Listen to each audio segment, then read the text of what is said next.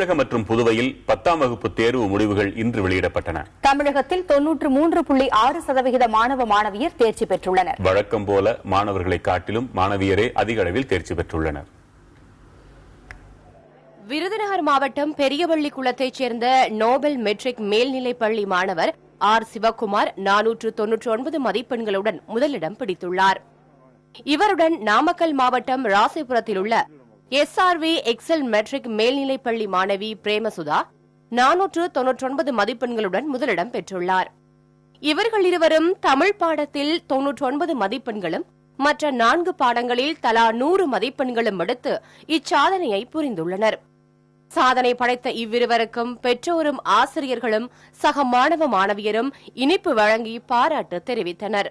அப்பா விட்டுருக்காரு, சித்தப்பா படிக்க வைக்கிறாரு, அதுக்காகவே இப்போ நல்லா படிக்கணும், டாக்டர் ஆனும் ஆசை, அதனால அதுக்கும் படிக்கணும், எல்லாத்தையும் சேர்த்து கொஞ்சம் ஹார்ட் ஒர்க் வச்சு படித்தேன்.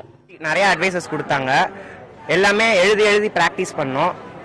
எல்லாம் எழுதி ப்ராக்டிஸ் பண்ணோம், திரும்பி எழுதி ப்ராக்டிஸ் பண்ணோம்.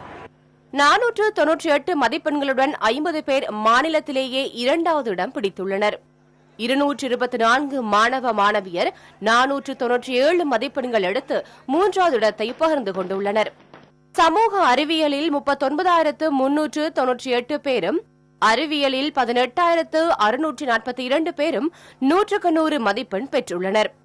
கணிதத்தில் 18,754 பேரும், மொழிப்பாடத்தில் 73 பேரும் முழு மதிப்பெண்களை பெற்றுள்ளனர். ஆங்கிலத்தில் 51 பேர் 100க்கு 100 மதிப்பெண் பெற்றுள்ளனர். 10ஆம் வகுப்பு பொதுத் தேர்வு எழுதிய மாணவ மாணவியரில் 93.6% பேர் தேர்ச்சி பெற்றுள்ளனர்.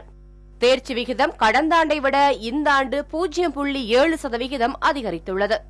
வழக்கம் போல மாணவர்களை விட மாணவிகளே அதிக அளவில் தேர்ச்சி பெற்றுள்ளனர். புதிய தலைமுறைக்காக செய்தியாளர் குழு.